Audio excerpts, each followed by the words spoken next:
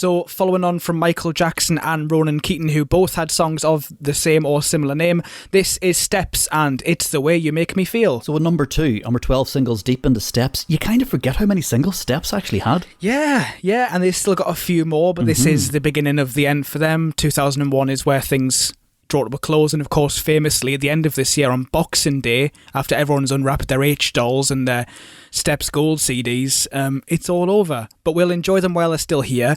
And I've got to say, this is a track that I've known more than most, because this is where my role as Mr. Kids TV comes in useful for fucking once. This was the final song performed on Live and Kickin' in 2001 when that show finished. Wow. It was the last one. Can you see it in your mind? It's the the montage of the best bits, and it's this song.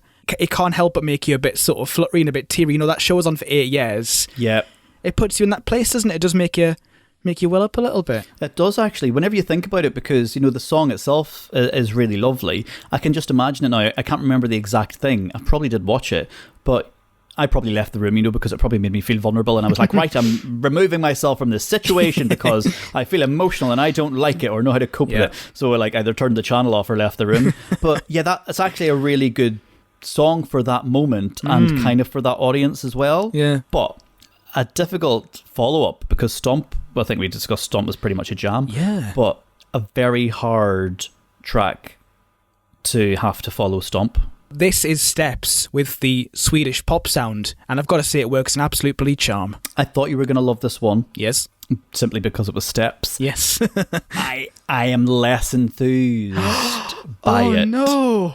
Uh-huh. Oh no. This is really, really breaking my heart. I know. And this is really, really breaking my heart. In all fairness, when we knew it was coming and I knew it was on the list, I was like, oh no, I don't like the Steps track. And then I listened to it and then ended up adapting and becoming way more into it. Okay. If you listen to the first 10 seconds, this could be a Westlife track, which immediately put me off just for that first 10 seconds before Faye starts singing. I hate that you've put Westlife in my mind when I think about this song. I hate that you've done that. Yeah. Not that all Westlife's bad, but I know you're taking it from a certain angle.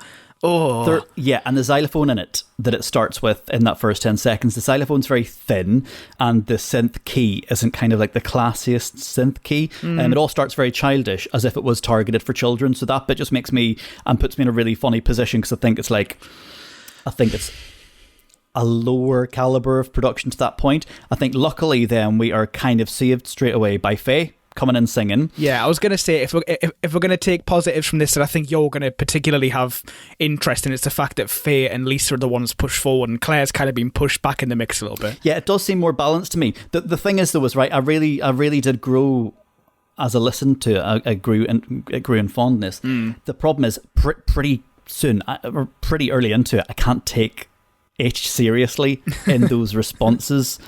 Like so flammable. And I know that's the bit that everybody sings, though. Whenever you start singing the song, you're waiting to be H to go so flammable. You're waiting to be that bit, but actually it's shocking. And I'm really uncomfortable with it. But I do, if I remove those bits and remove the first 10 seconds, it's got lovely chorus, it has got lovely harmonies. Faye pulls it back. We've got some more Lisa and stuff in it, which is really good.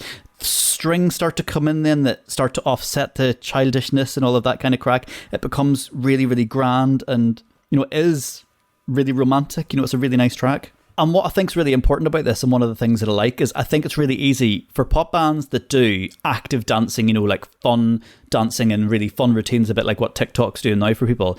There was a really bad attitude to that, and I think actually people never respected that as being proper dancing and never really respected people's dance skills. And Steps really, really, really did some great routines, but because it was bubblegum pop dance routines, you didn't really give them the credibility that they deserved. But I think this one shows their diversity, because in the music video there's this like major Downton Abbey vibes before Downton Abbey even exists. It's like reenacted scenes from Dangerous Liaisons, and I don't like this era of costume stuff, so I've never watched Downton Abbey. That stuff doesn't capture me. Yeah. But when I've watched them do it, they're brilliant. They're really, really good in it. They really are, because I think it's a good blend of the old with the fans, and there's a new kind of contemporary style to it. There's a bit where they're kind of like, the couples and their pairs are kind of like going over each other's shoulder in a kind of like a twisty sort of way. Yeah. And I just thought that's a really interesting combination of the two sort of eras.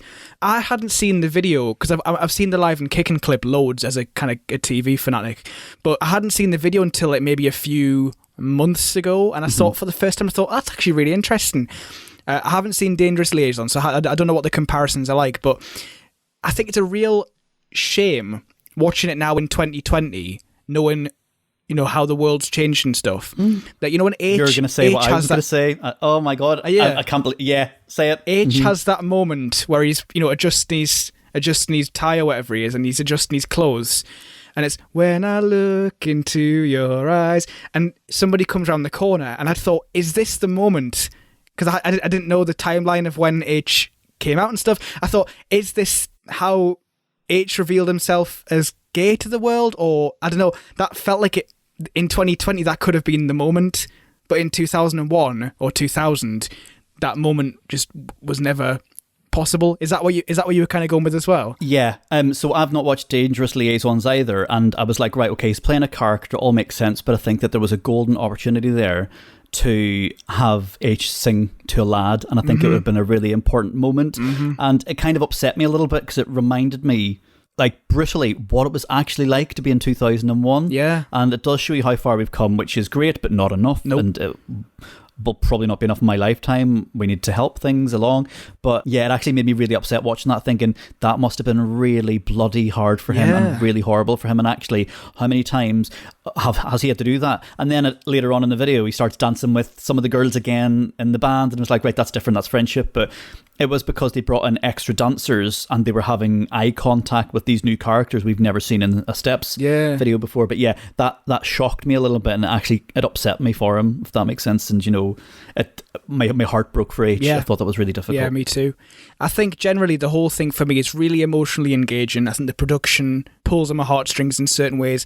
The delivery, I think especially Lisa, her vocals kind of always set me off a little bit.